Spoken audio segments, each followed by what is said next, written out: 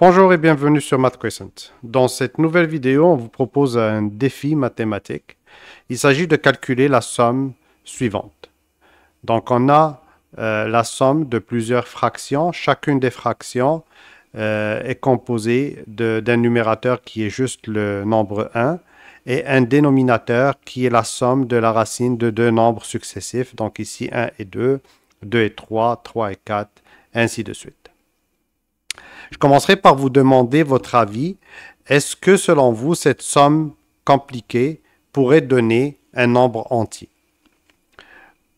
Pour vous aider à répondre à cette question, je vous propose de calculer cette somme partielle de trois fractions et de voir le résultat. Ça pourrait vous aider ou guider votre intuition à répondre à cette question.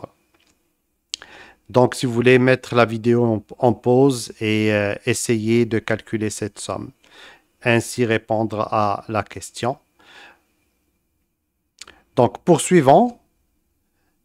On veut calculer cette somme. Essayons de l'analyser en premier. Donc, ici, ce qu'on voit, c'est qu'on a des fractions. Le dénominateur est composé de la somme de racines de deux nombres successifs. Donc, ici, on a 1 et 2. Et ensuite, on a 2 et 3, et ensuite, on a 3 et 4, et ainsi de suite, jusqu'à 63 et 64. Qu'est-ce qu'on remarque? Donc, on remarque, comme on vient de dire, que les dénominateurs sont formés de deux racines, et puis la première racine, c'est la racine d'un nombre, et la deuxième racine, c'est la racine du même nombre plus 1. Donc, ici, on voit ici que c'est 1 plus 1, ici, c'est 2, et puis 2 plus 1, 3, 3 et plus 1, et ainsi de suite jusqu'à la fin, 63 et 63 plus 1. Donc ici, on a comme un pattern qu'on va essayer d'étudier. Essayons de trouver une autre forme à cette fraction-là en la simplifiant. Mais pour ce faire, rappelons-nous d'abord que a plus b que multiplie a moins b est égal à a carré moins b carré. C'est l'identité remarquable connue sous le nom de la différence des carrés. Donc ici, si on regarde la racine de n plus la racine de n plus 1, si on veut enlever les racines, il va falloir multiplier par la racine de n moins la racine de n plus 1. Et c'est ce qu'on va tenter de faire pour former cette identité remarquable et ainsi éliminer les racines. Donc, on a ici racine de n plus 1 plus racine de n. Et on veut multiplier ça par racine de n plus 1 moins racine de n. Et pour faire ça, on va multiplier par cette fraction qui a dans le numérateur et le dénominateur la même chose. Donc, c'est comme si on multipliait par 1. Et donc, dans le numérateur, on va avoir 1 que multiplie racine de n plus 1 moins racine de n. Et dans le dénominateur, on va avoir racine de n plus 1 plus racine de n que multiplie racine de n plus 1 moins racine de n qui revient à a plus b que multiplie a moins b et qui va nous donner a carré moins b carré. Donc, ça nous donne le numérateur reste le même.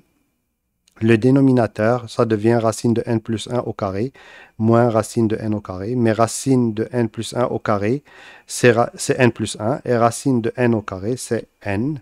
Donc, ça nous donne, le numérateur reste le même. Et en bas, on va avoir n plus 1 moins n. Mais n plus 1 moins n n'est autre que 1. Et donc, on n'aura plus rien dans le dénominateur. Et ça nous donne racine de n plus 1 moins racine de n. Donc, on vient de écrire ce pattern-là qui est 1 sur racine de n plus racine de n plus 1 sous cette forme-là. Donc, c'est égal à la racine de n plus 1 moins la racine de n. Donc, on va remplacer dans la somme initiale chacun des termes en employant cette réduction qu'on vient de trouver. Donc, ici, on l'a remise ici en termes de rappel. 1 sur racine de n plus racine de n plus 1 est égal à la racine de n plus 1 moins la racine de n. Et on va appliquer ça à chacun des termes de la somme. Donc, ce que ça nous donne, 1 sur racine de 1 plus racine de 2 est égal à la racine de 2 moins la racine de 1. La même chose, 1 sur racine de 2 plus racine de 3 est égal à racine de 3 moins racine de 2. Et ainsi de suite. 1 sur racine de 3 plus racine de 4 est égal à racine de 4 moins racine de 3. Et à la fin, 1 sur racine de 3 plus racine de 60, 1 sur racine de 63 plus racine de 64 est égal à racine de 64 moins racine de 63. Remplaçons dans la somme et regardons ce que ça va donner. Donc ici, on va remplacer 1 sur racine de 1 plus racine de 2 par racine de 2 moins racine de 1, et ainsi de suite jusqu'au dernier terme, 1 sur racine de 63 plus racine de 64 par racine de 64 moins racine de 63. Qu'est-ce qu'on remarque? On remarque que dans le premier terme, on a racine de 2, et dans le deuxième terme, on a moins racine de 2. La même chose, dans le deuxième terme, on a racine de 3, et dans le troisième terme, on a moins racine de 3. Le quatrième terme, on ne l'a pas écrit, mais dans le quatrième terme, on aura moins racine de 4, et dans le troisième terme, on a racine de 3. Dans l'avant-dernier terme, on va avoir racine de 63, et dans le dernier terme, on a moins racine de 63. Donc, on va simplifier ces valeurs-là. Racine de 2 avec moins racine de 2, racine de 3 avec moins racine de 3, racine de 4 avec moins racine de 4, ainsi de suite. Et ce qui va nous rester, c'est juste la racine de 64 et moins la racine de 1. Donc, ça nous donne racine de 64 moins racine de 1. Racine de 64, c'est 8. Et racine de 1, c'est 1. Donc, ça nous donne 8 moins 1. Et le résultat final, c'est 7.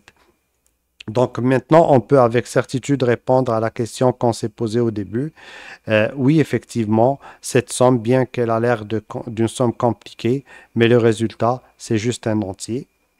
Ceci, est-ce qu'il s'applique à n'importe quelle somme? C'est-à-dire cette somme-là, ben, elle a 63 termes. Ça commence à 1, ça se termine à 63. Mais si on avait plus de termes, est-ce que ça va toujours donner un entier? Je vous laisse réfléchir à cette question, puis mettre vos réflexions dans les commentaires en bas si ça vous tente. Donc, ceci termine la vidéo d'aujourd'hui. Je vous remercie.